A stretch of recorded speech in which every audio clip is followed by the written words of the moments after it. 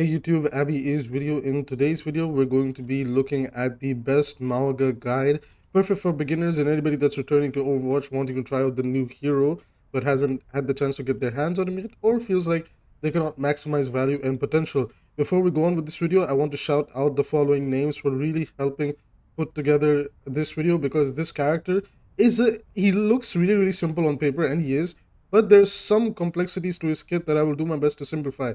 So shout outs to the people from the last night's live stream.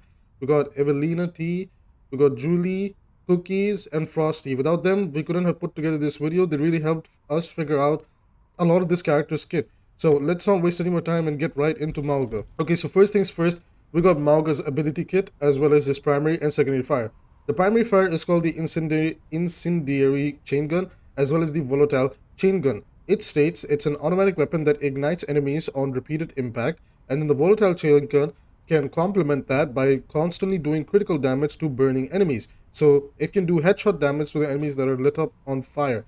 Now there are two ways to use Mauga's chain guns. It can be a little bit complex to understand, but to maximize value with Mauga, it's really key. Now, on paper, you would just walk up to targets and hold both left and right click to mow them down in order to get max value with Mauga, which you would be correct. In the close brawl range, that's what Mauga wants to do. But when you start entering the 20 to 30 meter mark, this is the poke range for Mauga, and he can be pretty decent at poking, but we have to understand what Mauga wants to do to poke his targets. Number one, what you're looking to do from the 30-20 meter range is you want to hold the left click in order to light up an enemy on fire, and then hold the right click in order to constantly get criticals on them and mow them down. Please understand that using both weapons is not going to work because the spread is different. Watch this. Look at that. I'm barely doing any damage, right? That can get easily out-healed.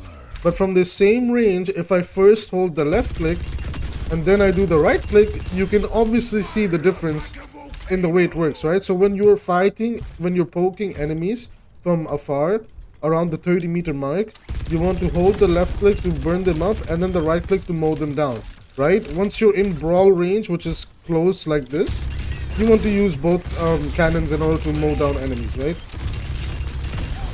Alright, excellent. So now we understand how to use chain gun. Once again, if you have any questions, please leave them in the comments down below. I will clear up anything if you didn't understand it, right? Moving on, we have to understand cardiac overdrive. Cardiac overdrive, again, so this is one of those things where we had to experiment a lot to figure out what it completely does. But please, the description is misleading. What it actually does is Mauga and nearby allies take reduced damage and heal by dealing damage. So let me showcase that a little bit. Okay, we'll talk about the shift in just a second, but I want to showcase this ability. Okay, so check this out. We're gonna take some damage here. Alright. A little bit more. Alright, now I'm gonna activate my E. And when I'm dealing damage, you can see I'm healing myself. Right? So the thing is this also applies to our teammates. It's like a commanding shout. It's like a commanding shout where Junker Queen gives health to her teammates. In this case, what Mauga does is allies takes reduced damage, and if those allies and you are dealing damage, they will heal. And this is very strong. Like, if you paired this up with a Reaper right next to you, or a Genji, like, brawling something that's in front of you with you, they can feel immortal. Like, you just have to time it right, and most importantly, when you use his E, you can see that there's an aura, right? And you can see there's a number 0 over there. So once you have a teammate within this aura, like the big the circle around you, it'll tell you the teammates that are affected by it. See, it says 2, right? There you go, 2 again. So that's really important to know with your E. Now, you want to be selfish with it, because it is meant for you to reduce the damage, because this guy, he does not have an armor pool. So if you look at the HP bar right now, he's got 500 HP. He can be very easy to shut down and very squishy. I'm going to talk about his counters a little bit later. But one thing to understand is you have to be really careful with this guy and play your corners smartly and manage your chain guns, right? Before we move on to overrun, because it's a little bit complicated, we're going to talk about his passive. It's Berserker, is that he gains temporary HP when dealing critical damage.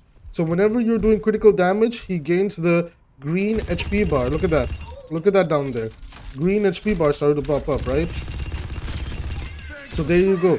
So you can get the green HP bar, the overhealth to pop up with the headshot damage, or you can light up enemies on fire, and then you will also gain the green HP bar, and you gain a maximum of 150 max overhealth, right?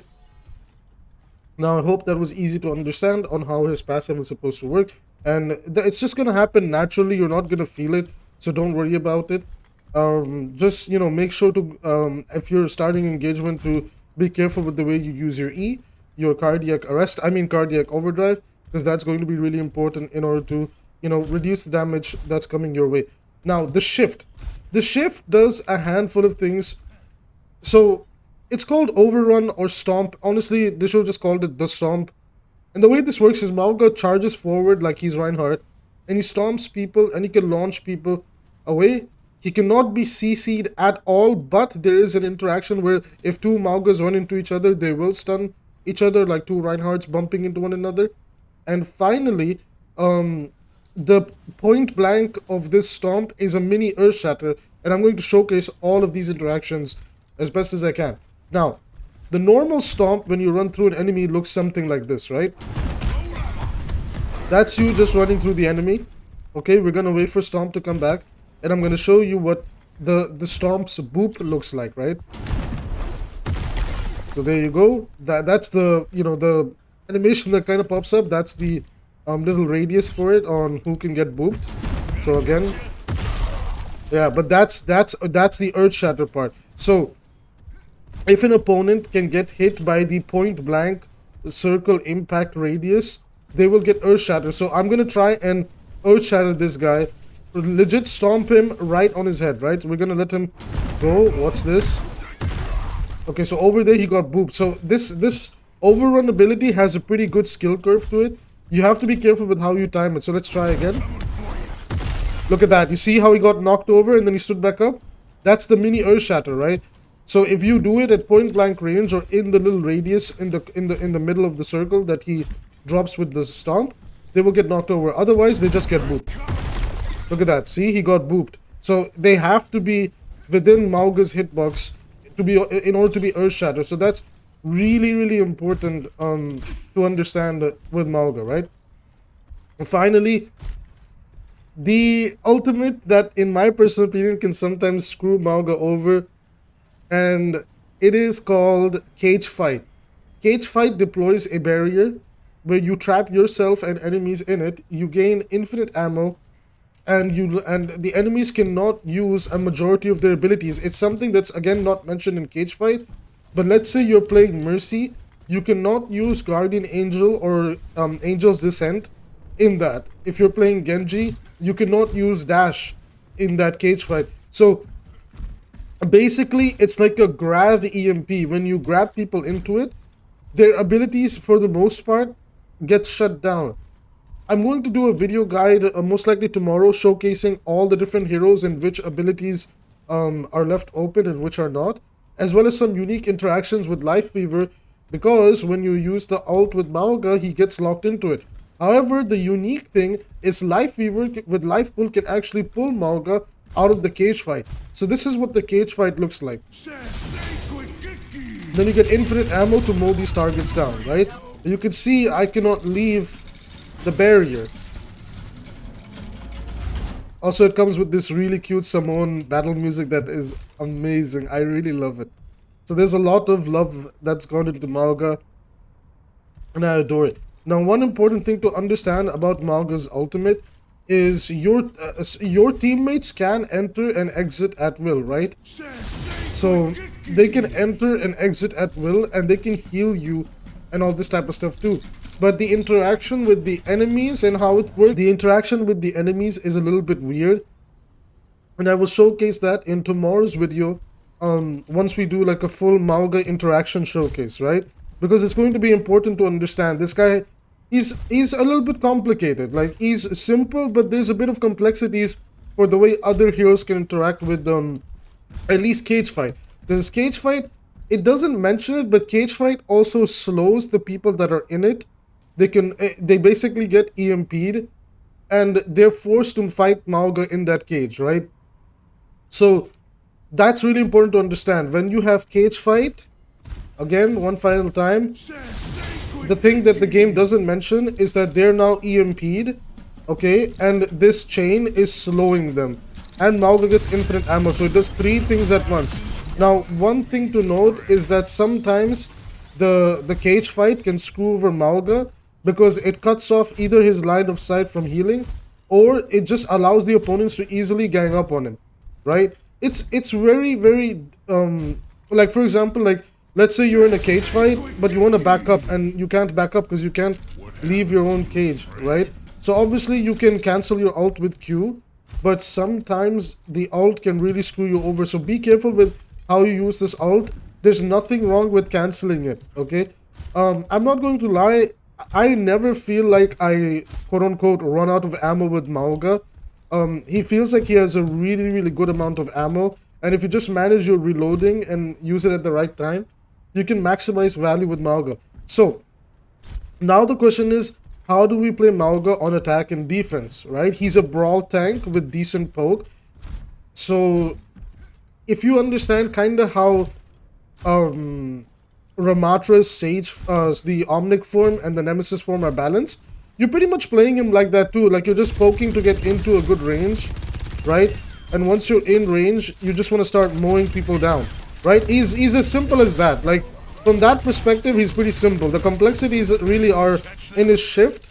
And if you're you know, if a lot of people are shooting at you, you use your E in order to heal yourself and heal your allies and reduce the damage that's taken, right? Which can be really, really strong in the right circumstances. Like, you can even use this E. Let's say your team is getting tactical visored or dragon bladed. You can, like, group up with your team and just hug them in this big circle and reduce the damage. So there are unique ways to use Mauga. I will say this before we get into the gameplay and how to play him on attack and defense. Spoiler alert, it's a very similar playstyle. Mauga is not invincible. I'm not going to lie, he feels like the Bastion of tanks, where if you can time your engagements right, you can really, really feel really strong. But he has some really, really poor matchups against characters that are fast. So I'm going to talk about matchups, and then we're going to talk about his playstyle, right? I know this is the boring part, but just bear with me, because we tested so much last night, and I'll tell you something interesting, okay? So Mauga from the tanks, he's good. Like, you can make him work against most of the tanks, but he struggles a lot against Doomfist, and that's because Doomfist can completely outpace Mauga. Trust me on this. Okay, so maybe it was just my Doomfist, but we did play against some high-level tank players yesterday in quick play that were playing Mauga, and I'm a high-level tank player as well. And whenever it came down to a Doom versus Mauga matchup, I really felt like it was in my favor, because not only could I displace him, but Mauga is bad at peeling, right? He's kind of not designed to do that. So if you can force Mauga away from his comfort range, or just force him to look all over the place, he's going to struggle a lot. Against Junker Queen and Reinhardt, he has some really good matchups. I would say that it's in his favor. Like, out of all the brawl tanks, it just kind of seems like Mauga is the better brawl tank. Against Orisa, I can't really say. I didn't really feel it yet, but I would probably say that it's in Mauga's favor. Although Orisa should, for the most part, feel non-affected by his negative status effect of applying fire. He's a really good anti-dive tank if you know how to use the Stomp to stop Winston's dive.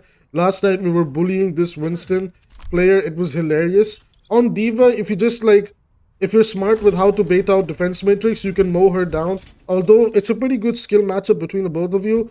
Roadhog is just screwed. Like, Roadhog against Mauga is, my goodness, like, it is Mauga favored, and until the Roadhog, at least in my opinion, until the Roadhog rework comes through, I don't know what else to say.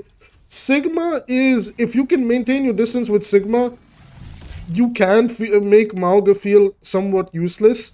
But if the Mauga gets up in your face and you're Sigma and you're not able to keep a distance, it's in Mauga's favor. So in this case, it's a positioning battle. Wrecking Ball just feels awkward as hell to play into Mauga. It's just Mauga favored. And Zarya is honestly, it's a 50-50. I wouldn't say it's in anybody's favor. It's a bit of a skill matchup, right?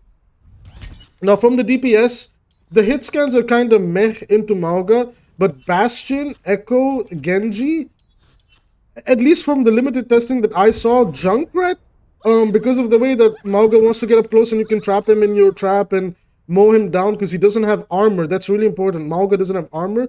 Junkrat may even Farah. So I know he's the first proper quote-unquote hit scan tank that we got. But again, if you can maintain really good distance against Mauga, he struggles really hard, right? Sojourn is really good into him. Reaper is really good into him. Sombra is phenomenal into him. Sim is really bad into him. Torb is decent. Tracer is also good-ish into him. Widow is whatever, right? But the real powerful characters against Mauga, my goodness, Ana and Zen ruin this guy's life. Especially since he doesn't have any armor. If you get discorded or Ana sleep and antis you, it's pretty much GG, and you're gonna see that in the upcoming gameplay footage where we were defending Rialto and my Ana, you know, if you know her, Evelina, she was just bullying the enemy Mauga. She was casually walking up to him, sleeping him, nading him, and we were mowing that guy down. Ana is just, you know, I've been saying this, like, we gotta reevaluate at least anti-nade, because it seems like Blizzard wants to go down this route of more of these tanks, you know, just being big brutes that brawl. You know, Junker Queen, Mauga, Ramatra to a certain extent as well. They're kind of letting go of the traditional concept that we had in Overwatch 1, and they're trying to make them these big, beefy DPS boys. And it works really well until you reach some interactions with supports where it's like, ugh, okay, here we go again. Regardless, for what it's worth, Ana, Bap, and Kiriko have amazing synergies with him, and in Bap and Ana and Zen's case, they can really melt him. Like, Baptiste has a fantastic matchup against Mauga, in my experience and opinion. It can be a bit of a skill matchup, but Ana, Bap, and Zen can really make his life a living hell. Iliari isn't the biggest fan of going up against Mauga once, you know, he's up in her face. Brig is, you have to just keep him away from you. Lucio is just move around and you'll be fine. Mercy is also just move around and you'll be fine, but if the Mauga has good aim, he can track you really well and make you feel pressured. Moira is just survive, man. And Lifeweaver is also survive. Like, Lifeweaver has so much ways to survive, so, you know, those matchups are like whatever, right? So Mauga, you have to be really smart and really careful with him, and there is a lot of stuff in the roster that can make you feel completely pathetic, right? So be careful when you play him. Understand that he's kind of like the Bastion playstyle of tanks where you can do a lot, but if they are picking your counters, which are pretty easy to play and to counter Mauga, you're gonna feel like hell and you're gonna want to swap off, right? Now, we're gonna move into the playstyle part, so enough of the boring matchup talk and everything and advice. We're gonna move in to the playstyle talk, and honestly, it's just like Bastion. The playstyle is relatively very similar whether you're attacking and defending, and that's just understanding like how do we poke with Mauga, and then how do we brawl with him, stay alive and stay close to your supports more often than not, hope that your DPS can follow up on some of the pressure that you do, and that's it. And then pull people into cage fights and you know, do your thing. And obviously try to be careful with your shift, because he lacks shields, because he's very easy to melt. And you know, last night Evelina pointed this out perfectly, but Mauga probably has the biggest hitbox in the game. Look at this. He is so wide, he is so big. If I'm not mistaken, even his guns have a hitbox, so it's very easy to maximize hitting him. Like, let's bring up the Mauga model over here. Have a look at this. Look how big he is. Look at this. Look at this. I can track him so well, right? Look at this. Okay, so his guns don't have a hitbox. Okay, so there is some areas where, okay, the guns don't have a hitbox on them. So it's from this region, like these parts of his body, but it's still a very big hitbox. It's such a big hitbox, right? So we're gonna have to be very careful when we play him. Let's not waste any more time and get straight into Mauga in team fights. Okay, so here we are now in a match, and I'm just gonna turn the volume down so I can hear myself a little bit better. And here we go. So we are defending with Mauga, and I was backfilling this game if I remember correctly, and I just got right into it. So this Mauga walked in, and we're just melting him. We're stomping him away from our team, getting rid of that immortality field, and just mowing him down nice and comfortably.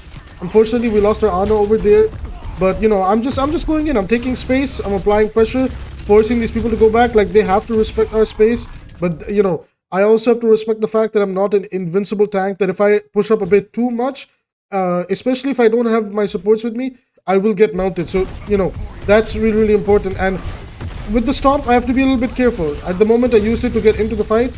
We have Tree of Life. I'm applying a lot of pressure over here. Just kind of spraying and praying at the moment. They're all in a good... So, yeah, gotta avoid the Baptiste window. I'm taking the high ground so I can find a different angle to apply pressure. I'm trying to focus more on the enemy Mauga. Over here, we got a huge anti on him. Big sleep from Evelina on our team. And then we just mowed that guy down. So, Ana is... Like, I was talking about it earlier. Ana is very, very powerful. And, I had... Honestly, I'm not going to lie. I had a lot of things going for me this game. You can see we have the Sombra, we got the Bastion, we got Life Weaver, we got Ana.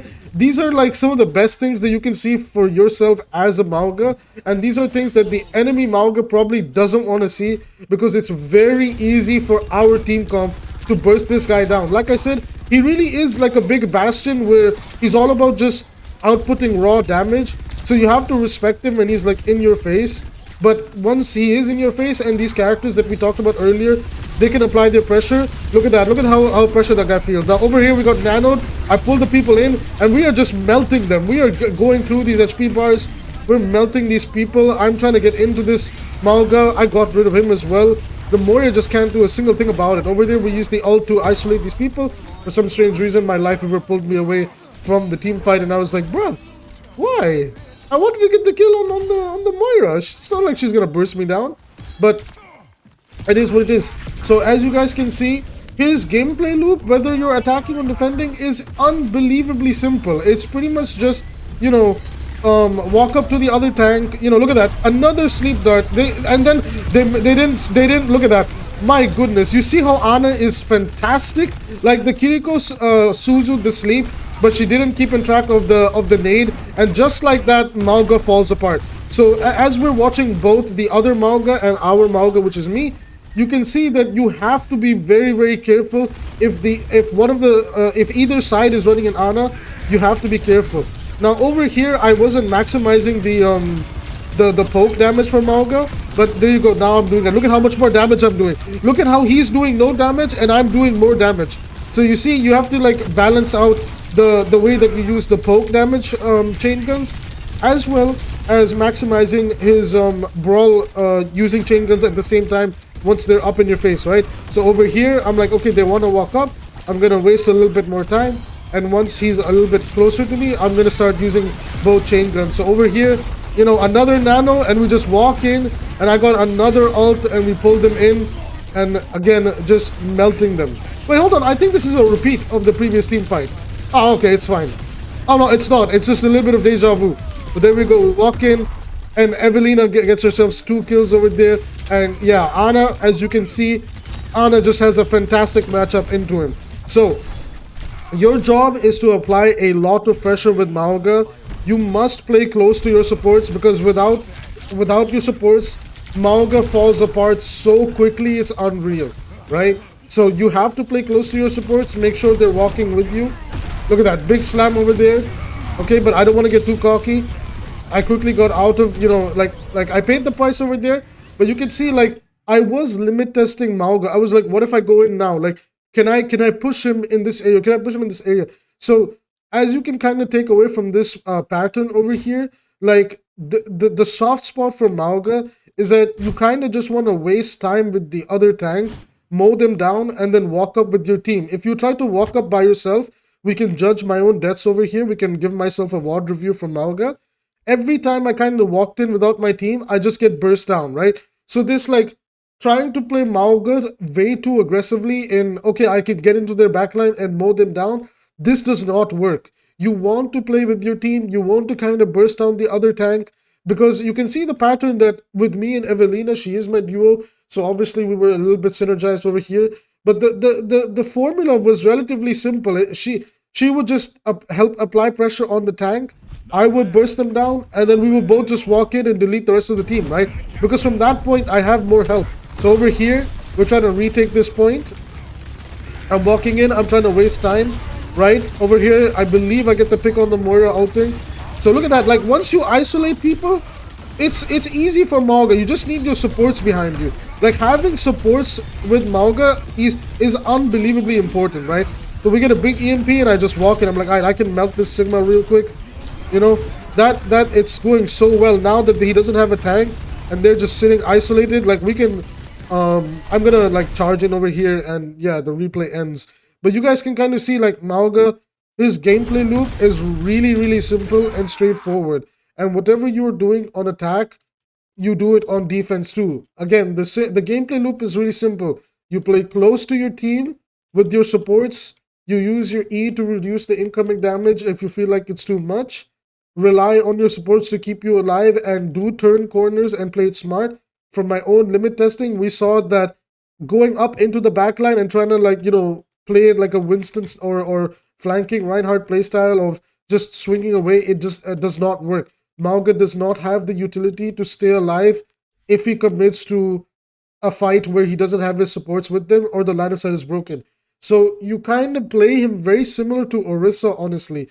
You play close to your team, you help get rid of the other tank, and then you walk in and burst other people down.